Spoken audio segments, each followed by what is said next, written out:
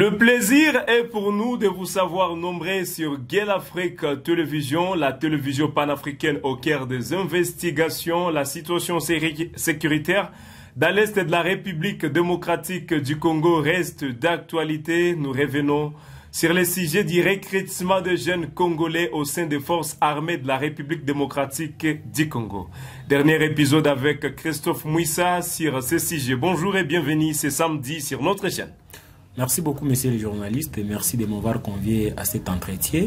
Je remercie l'ensemble de toutes les téléspectatrices et téléspectateurs de Gueule Afrique Télévision, à cette équipe technique qui nous accompagne, mais également à vous, messieurs les journalistes. Nous sommes honorés, nous vous disons d'abord merci d'avoir accepté notre invitation. Vous nous aviez promis de revenir, et vous voici alors. Exactement, c'est aussi un grand plaisir pour moi de venir et aussi échanger et surtout faire la suite et fin de cette émission liée à la sécurité, liée au recrutement, liée également à des différentes responsabilités de toute la chaîne de ceux qui gèrent la sécurité de notre pays, surtout par rapport à ce qui concerne cet appel fait par les FARDC pour le recrutement des officiers et des officiers supérieurs et des officiers subalternes.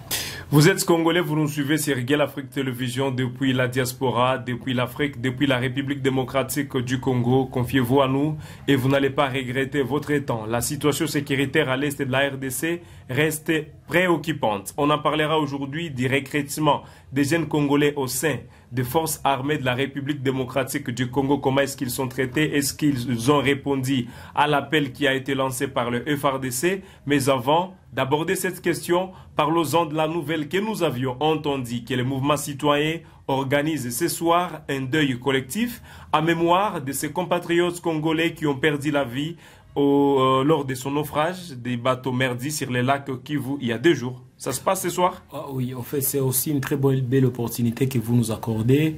Et c'est lui de rendre nos vibrants hommages, nos sincères condoléances à toutes ces familles de victimes, mais également aux survivants, parce que ce qui est arrivé le 3 octobre dernier, c'est une situation de drame qui devra effectivement faire en sorte que tous les peuples soient solidaires dans une communion fraternelle et patriotique. Et nous, en tant que des mouvements citoyens, nous avons en tout cas choisi la date de ce 5 octobre, aujourd'hui précisément, pour se rassembler au niveau du terrain de l'IEC pour un deuil collectif que moi j'appelle un deuil symbolique du fait que nous ne pourrions pas arriver dans chaque famille pour présenter nos condoléances, et nous avons choisi faire cet appel à toute la jeunesse, à toutes les familles des victimes, ceux qui auront effectivement du temps pour venir commémorer et plairer avec nos compatriotes. Cette activité devra se tenir dans un climat de convivialité, dans un climat de deuil, d'émotion, de chagrin, parce qu'il y aura effectivement une étape de témoignages de ceux-là qui étaient des témoins oculaires par rapport à ces chavirements qui s'est observé de manière atroce, tel que vous voyez les images sur les réseaux sociaux, les repêchages de différents corps, des rescapés et tout cela qui était impliqué de manière directe ou indirecte, et dans la ville de Goma, dans la cité de Minova et même à Bukavu, ce sont des deuils qui s'accumulent. Nos hôpitaux sont pleins de patients, nos morgues sont pleines, et nous pensons que le gouvernement devait prendre cette question avec beaucoup de sérieux. Pourquoi pas interpeller tous les responsables commis au service lacustre, afin que chacun à son niveau réponde de ses actes. Alors peut-être pour finir cette question, en fait d'entamer la question principale de ce débat, à qui vous attribuez la responsabilité de ces naufrages? Non, la première responsabilité revient à l'État. Et quand on parle de l'État, on voit tous les services commis aux différents ports, parce qu'au port, il y a presque tous les services. Malheureusement, nous nous posons la question comment cela est arrivé, alors qu'avant peut-être le départ de chaque bateau, avant l'embarquement, il doit y avoir un contrôle technique pour se rassurer si les bateaux remplit toutes les conditions de voyage. Premièrement. Deuxièmement, il faut se rassurer de la capacité d'accueil de ces bateaux-là. Il peut contenir combien de personnes, et nous avons par exemple combien de bouées de sauvetage, des gilets de sauvetage aussi, quel est le tonnage ou la quantité de tonnes que peut transporter ces bateaux-là, c'est après avoir cumulé toutes ces informations qu'on peut dire effectivement les bateaux peuvent sortir. Malheureusement, aujourd'hui, nous sommes en train d'enregistrer plusieurs cas de noyades et de catastrophes naturelles dans notre pays et malheureusement, nous ne voyons aucun plan de gestion de ces différentes catastrophes. Ça a été dans le lac de Kilwa. Récemment, 11 personnes sont perdues. Il y a pas même 4 jours ou bien une semaine, il y a eu une noyade d'un petit bateau qu'on a appelé un petit bateau vers Mukwija. Et malheureusement, comme les mesures préventives n'avaient pas été prises en amont, voilà que le 3 octobre, nous avons enregistré en tout cas des centaines de morts. Où seraient les gilets de protection? Où seraient les gilets? Non, j'aimerais d'abord terminer mon argumentaire. Jusqu'à aujourd'hui, les services ou le gouvernement provincial était capable de nous donner les chiffres exacts de ceux-là qui étaient dans les bateaux. Et vous avez suivi les différents communiqués de la province du Nord Kivu et de la province du Sud Kivu. Les bilans sont totalement contradictoires. Pour revenir sur la question des gilets, il faut préciser que cela aussi revient à la responsabilité non seulement des gestionnaires des bateaux, mais aussi aux services étatiques. Pourquoi? Parce que la gestion des eaux de la Kivu revient à l'État.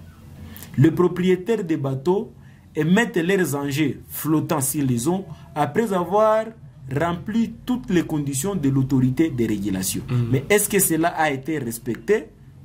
C'est la raison pour laquelle nous vous disons il faut qu'il y ait le déclenchement des poursuites judiciaires pour établir toute la chaîne de responsabilité, mais aussi la prise en charge des victimes, l'indemnisation de ces victimes-là, mais aussi un enterrement digne de nom pour nos compatriotes qui venaient de nous quitter à Nero. La situation sécuritaire à l'est de la République démocratique du Congo reste préoccupante, une situation qui laisse beaucoup de Congolais, voulais-je dire, sans mots. Et nous voulons savoir aujourd'hui qu'est-ce qui se passe avec les jeunes qui ont accepté de donner leur vie pour la République démocratique du Congo. Sirema, vous l'aviez entendu. Ce 23 septembre 2024, l'armée a fait appel à plusieurs jeunes, que les jeunes viennent intégrer l'armée, que les jeunes viennent répondre à l'appel de l'armée, que les jeunes viennent pour défendre la patrie. Comment ça s'est passé? Comment ça se passe? Est-ce qu'il y a des mobilisations qui se font aujourd'hui? Dans les niveaux ministériels, est-ce qu'il y a des mobilisations qui sont en train d'être entamées aujourd'hui? Beaucoup de jeunes ont répondu instantanément présents à l'appel de la patrie. Après le lancement de la nouvelle campagne de recrutement au sein des forces armées de la République démocratique du Congo, comme au centre d'instruction de Lukusa, là nous sommes à Kisangani, dans la province de la Chopo, dans le nord du pays et Moura, c'est dans les Haut-Katanga, toujours au Haut-Katanga, dans le sud-est, qui ont accueilli le premier recrues, c'est jeudi passé. Donc, c'est jeudi passé, ces centres ont accueilli de nouveaux ou les nouvelles recrues. Donc, le premier lot des recrues ont été présentés ce jeudi passé au sein de ces centres. Aujourd'hui, on parle des recrutements des jeunes au sein des FRDC. Est-ce qu'il y a la mobilisation? Est-ce que les jeunes Congolais aujourd'hui ont l'appétit? Si je peux le dire dans le sens, est-ce que Bazana Posawana qu'est-ce qui se passe? D'abord, pour commencer, est-ce qu'il y a la motivation de la jeunesse congolaise enfin de servir la nation? Alors, je vais encore peut-être revenir sur presque les mêmes mots que j'avais utilisés lors de la récente émission, parlant effectivement des manques, non seulement de bonne planification des recrutements, ça c'est la première des choses, deuxièmement de la motivation et troisièmement de la formation proprement dite. Parce que ici, nous avions tous lu le communiqué, mais le communiqué, je l'ai considéré à mon sens comme un communiqué incomplet. Incomplet dans le sens où cela n'avait pas été suivi par une très bonne campagne de sensibilisation de ceux-là qui ont cette vocation et qui ont le besoin effectivement d'aller au sein des services de sécurité pour aider notre pays à avancer. Ça, c'était la première des choses. Deuxièmement, il n'y avait pas une communication coordonnée autour de cette question. Je m'explique. Dans les communiqués, on n'avait pas mentionné quel est le besoin réel des forces de sécurité. Quand je parle des besoins réels, je reviens sur la qualité d'hommes qu'on recherche. Je reviens sur la capacité d'hommes qu'on recherche. Je reviens sur la quantité d'hommes qu'on recherche. Là, c'est sur le plan du besoin. Aujourd'hui, les FARDC, comme je le disais, nous avons 3 grandes forces. La force navale, c'est qui s'occupe des aspects militaires sur des voies maritimes. Nous avons la force aérienne, ce qui concerne les parachutistes et tout ce qui va avec les hélicoptères de combat et consorts. Et aussi à la force terrestre. Là, nous voyons en réalité, les différentes unités, comme vous les connaissez, en tant que journaliste d'investigation, vous avez assez d'éléments autour de cette question. Au-delà de ça, il y a aussi ce qu'on appelle la nécessité. Par rapport à la nécessité, nous devrions savoir, est-ce que l'armée a besoin de soldats de rang, c'est-à-dire des troupes? Est-ce que l'armée a besoin des officiers subalternes ou l'armée a besoin des officiers supérieurs? Parce que comme nous le savons, toutes les armées du monde ont aussi trois grandes catégories de militaires. Les soldats de rang, c'est-à-dire les soldats de troupes, qui doivent être d'ailleurs nombreux. Et puis nous avons des officiers subalternes qui sont aussi moins nombreux qu'on les considérerait. Et les officiers supérieurs qui sont vraiment comptés à bout des doigts. Parce que tout le monde ne peut pas être officier supérieur. Ça aussi, c'était une question. Par rapport à l'urgence, certes, nous sommes dans la guerre. Et dans une guerre, comment on fait le recrutement pendant la guerre? Vous voyez? Deuxièmement, est-ce que nous avons des réservistes que nous avons pour dire que comme nous sommes dans une situation d'urgence, il faut utiliser rapidement ces réservistes au moment où nous serons en train de faire des recrutements. Troisième et dernier élément par rapport à l'urgence, est-ce que l'armée a été débordée, a connu des débordements? Débordement, c'est-à-dire soit l'ennemi devient très coriace que vous, soit vous avez enregistré beaucoup de pertes en vies humaines des troupes, et puis vous vous dites, ici, on est obligé de faire ce qu'on appelle le recrutement en cascade. C'est-à-dire, tout celui qui a la volonté d'entrer dans les services de sécurité dans l'armée, il vient. Un petit recyclage de 2 semaines ou de 10 jours, il prend directement là, ce qu'on appelle la prise d'armes.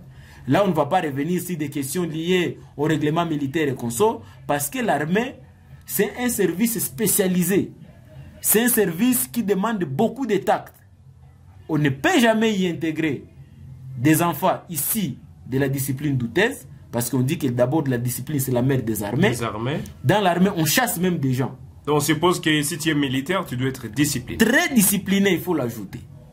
Quand on est militaire, on doit avoir une très bonne moralité. Parce que vous êtes en charge de la sécurisation des milliers de Congolais. Il y a d'ailleurs des statistiques qui prouvent, pour les cas par exemple des policiers, on vous dit pour des pays où il y a beaucoup de brutalité, c'est un policier sur 25 personnes. C'est-à-dire vous calculez les effectifs de police sur base des nombres d'habitants, de la population, effectivement, et vous vous dites, voici autant de policiers dont nous avons besoin pour la sécurisation de notre population et de leurs biens. Dans notre pays, nous avons d'abord un sérieux problème de véritables statistiques. Nous ne savons pas combien nous sommes. Nous sommes dans les estimations. 80 millions, 90 millions, 100 millions d'habitants. Là, c'est en termes on n'a pas de vrais chiffres. Des Congolais en général. Absolument. Si nous revenons dans l'armée, aujourd'hui, comme je le disais encore, nous n'avons pas un plan qui définit le nombre que nous voulons au sein des forces armées. Par exemple, nous nous disons, au bout de 10 ans, on aura, où nous avons besoin de 1 million de militaires. Je m'excuse. Voyez, ces 1 million de militaires, comment ils seront recrutés? Où est-ce qu'ils seront recrutés? Où est-ce qu'ils seront logés? Parce qu'il y a aussi un problème des camps. Là, c'est dans l'échéance de 10 ans. Nous prenons par exemple 10 ans. Aujourd'hui, nous avons combien des effectifs? Et au bout de 10 ans, nous voulons atteindre 1 million. Tout en sachant que dans l'armée, comme je le disais, on peut organiser des recrutements en cascade ou des recrutements en urgence. Parce qu'un pays en guerre, c'est-à-dire tous les jours, vous enregistrez des pertes de militaires. Vous voyez? Et chaque militaire doit être remplacé. Et pour ça, il faut avoir ce qu'on appelle la base de données. pour vous rassurer du contrôle biométrique de chaque militaire. Combien qui sont partis au front, combien qui sont revenus, combien qui sont morts, combien qui sont blessés. Ces statistiques doivent être mises à jour chaque jour pour vous permettre effectivement, lorsque vous lancez les recrutements, par exemple, nous avons une crise des officiers, nous avons une crise des officiers subalternes, nous avons une crise des troupes. Dans les troupes, par exemple, nous avons 100 000. Si ces 100 000, nous avons commis 20 000 au front, si les 20 000, par exemple, 500 sont morts, je donne juste un exemple, il y a 200 qui sont en situation peut-être de blessés, ils ne sont plus actifs. Et il y a des disparus. Mais il y a des disparus aussi. Parce que des gens qui peuvent être enlevés par l'ennemi, ou vous ne connaissez pas les traces. Mais dans tout cela, le ministère de la Défense doit développer une politique de gestion de tous ces aspects-là. Pour lui permettre, en tant que ministre, de s'assurer non seulement de la prise en charge des familles des militaires et de leurs dépendants. Parce que vous pouvez être militaire, vous avez une femme, vous avez des enfants. Ces enfants doivent continuer à vivre, doivent continuer à survivre et la dame doit être prise en charge. C'est-à-dire, les maris qui s'est donné pour aller au front et pour la plupart des cas, les soldats des troupes ou les soldats des rangs, on récupère le plus souvent les célibataires. Il n'y a que lorsque vous grandissez maintenant dans l'armée, vous montez de promotion en promotion, de grade en grade, que vous atteignez un niveau où vous vous dites, je peux maintenant me marier. Parce que vous ne pouvez pas avoir un nombre élevé des officiers plus que le nombre des soldats des rangs ou les soldats des troupes. Sinon, ça crée ce qu'on appelle les déséquilibres. Les officiers, pour la plupart des cas, ne partent pas au combat. Ils sont dans ce qu'on appelle le commandement. Ce sont eux qui donnent les ordres, ce sont des instructeurs, ce sont des ingénieurs, ce sont là qui sont dans des laboratoires, ce qu'on appelle des salles de commandement pour coordonner les opérations sur le terrain. Malheureusement, en République démocratique du Congo, si on peut revenir sur les recrutements, nous devons nous poser cette question tellement technique de savoir... Les recrutements se basent sur quoi? Sur base de quoi? Qui le fait? Comment il le fait? Quand est-ce qu'il faut le faire? Est-ce qu'il le fait bien? Les centres de recrutement, les centres de formation préliminaire, parce que ce n'est pas aujourd'hui qu'on vous recrute et demain vous êtes dans les centres. Il y a d'abord des examens préliminaires. Ça peut être des examens médicaux, ça doit être des examens psychologiques, parce qu'on ne peut pas mener également des troublés ou des gens qui ont des problèmes mentaux dans les services de sécurité. Il doit y avoir des examens au préalable. C'est-à-dire les examens, j'ai parlé des cadres d'aptitude physique pour la santé. Il faut se rassurer que vous avez le poids, c'est-à-dire les kilos pour aller dans l'armée. On doit peser votre stabilité. Votre stabilité. Non, ouais. En fait, ce sont des matières très techniques pour lesquelles les Congolais ont besoin d'apprendre. Voilà. Vous voyez. Il faut évaluer votre niveau de stabilité psychologique pour ne pas amener des détraqués ou des troubles mentaux au sein des services de sécurité. Et après ces premiers examens préliminaires, vous faites ce qu'on appelle aussi des notions élémentaires d'initiation à l'armée. Après cet examen préliminaire d'initiation à l'armée, c'est de là maintenant que vous êtes intégré dans les centres proprement dit. Là, vous êtes déjà validé pour poursuivre les formations proprement dit. Et dans ces deux premières étapes, on peut même vous refouler. On vous refoule, l'armée vous dit, vous êtes inapte à faire le service militaire. Vous êtes inapte à faire les services policiers. Parce que ça dépend effectivement de la sérieuxité que vous mettez dans ces services-là. Si vous ne parvenez pas à faire ce genre de choses, c'est-à-dire vous aurez toujours les résultats que nous sommes en train de recevoir aujourd'hui. Vous aurez une armée qui sera toujours mixée, qui sera brassée, et où il n'y aura pas ni de moralité, ni de citoyenneté, ni de patriotisme. Donc déjà, le départ, il faut que les instructeurs qui aient vraiment du regard... Les recruteurs d'abord. Au niveau du recrutement. Au niveau du recrutement, il faut prendre des choses au sérieux. Parce que lorsque vous ratez seulement les recrutements, en termes de sélection, de vrais prestataires de services de sécurité, c'est-à-dire pour le reste, en tout cas que les gens ne se plaignent pas. Raison pour laquelle, je l'ai dit, il faut d'abord assainir cet appareil sécuritaire. Parce que dans l'armée, on y amène les meilleurs des meilleurs. Vous devez aller dans des universités. Vous devez aller dans des écoles. Vous devez aller dans les services les plus spécialisés. Trouver les meilleurs. Si ce sont des médecins, des juristes, des politologues, des informaticiens, des ingénieurs physiciens, des électroniciens, des journalistes. tous les meilleurs de chacune des facultés dans des universités, ce sont ces gens-là qui partent dans l'armée. Pour des soldats de troupes, effectivement, je l'ai dit, on peut faire ce qu'on appelle des recrutements en cascade, où on fait appel, mais après ces recrutements en cascade, il faut passer à ce qu'on appelle la sélection, pour tamiser ceux-là qui sont aptes à faire de véritables services militaires. C'est tout ce qui se fait dans d'autres pays. J'aimerais à ce que chez nous aussi, ça se fasse ainsi, pour permettre à ce que, au fil des 10 prochaines années, le Congo ait une armée républicaine, respectueuse des droits de l'homme, mais aussi une armée dissuasive où il y a des patriotes, des hommes intègres qui n'auront toujours pas tendance à aller dans l'armée pour piller l'argent des militaires, pour détourner la nourriture des militaires et ou pour se taper de véritables ligues et de trafics d'influence dans des ports, des aéroports et conso, mais que ce soit effectivement des militaires qui sont mis au service de l'État pour la défense de l'intégrité territoriale et de la souveraineté nationale. Et moi, je pense qu'à ce niveau-là, il y a lieu de faire ce qu'on appelle le lancement, l'appel au recrutement. Mesdames et messieurs, le temps file. Nous devrions normalement prendre toutes les questions, mais la matière est vraiment vaste. Nous n'avions pas fini. Il y a encore un autre débat là-dessus de savoir, aujourd'hui, notre armée est infiltrée, selon plusieurs personnes. Notre armée a été infiltrée, il y a des antivaleurs dans notre armée. Comment faire pour que nous ayons une FARDC, une force armée de la République démocratique du Congo, digne de son nom? Ça sera la question de la prochaine émission, si ça sera encore le cas. Christophe Mouissa pourra répondre à notre invitation.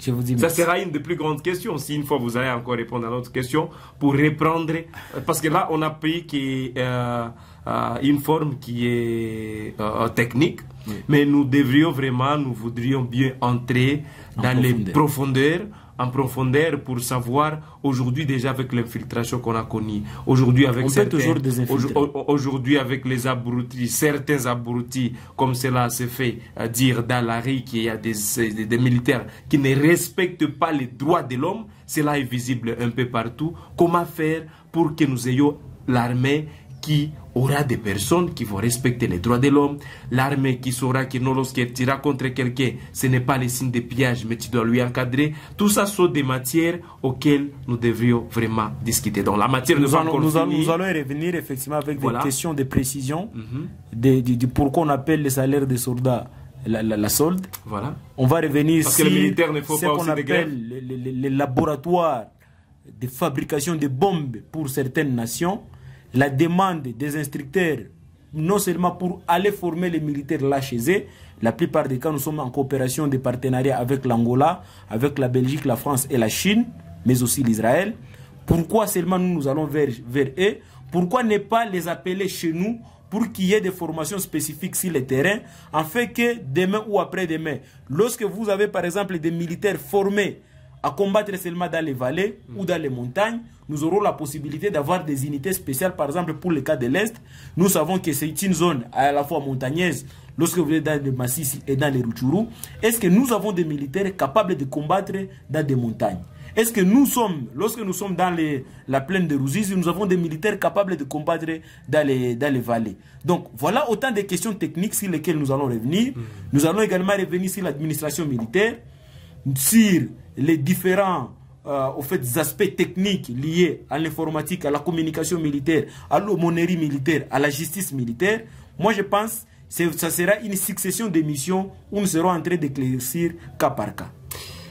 La télévision panafricaine a aussi le droit de vous éduquer, le droit de vous mettre au parfum de l'actualité et comprendre ce qui se passe dans notre pays. Les questions liées, je dis bien les questions liées à la sécurité, c'est-à-dire les questions sensibles, les questions d'État et de secrets militaires, nous n'allons pas toucher. Nous sommes informés, nous sommes bien instruits sur cela. Nous allons parler que sur l'aspect forme, mais fond, nous n'allons pas toucher. Cela va pouvoir aider même certains militaires, certains officiers, certains hauts officiers dans les rangs des forces armées de la République démocratique du Congo comment savoir parce que c'est notre pays, c'est notre RDC et nous avons le plein droit de défendre notre RDC.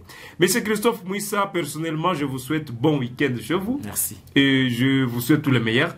Merci d'avoir accepté notre invitation. Merci, monsieur le journaliste. Mesdames et messieurs, sur Guel Afrique Télévision et nulle part ailleurs, vous retrouverez des informations à caractère sécuritaire approfondi comme celle-ci. On s'est fixé un nouveau rendez-vous sur Guel Afrique Télévision pour d'autres actualités, mais également pour toutes ces questions. Si vous êtes fidèle, si vous commentez, si vous vous abonnez, si vous activez la cloche de notification, certes, vous aurez ces informations à la prochaine. Je vous souhaite bon week-end. J'étais Youssouf Kibingira David et à la prochaine pour d'autres actualités.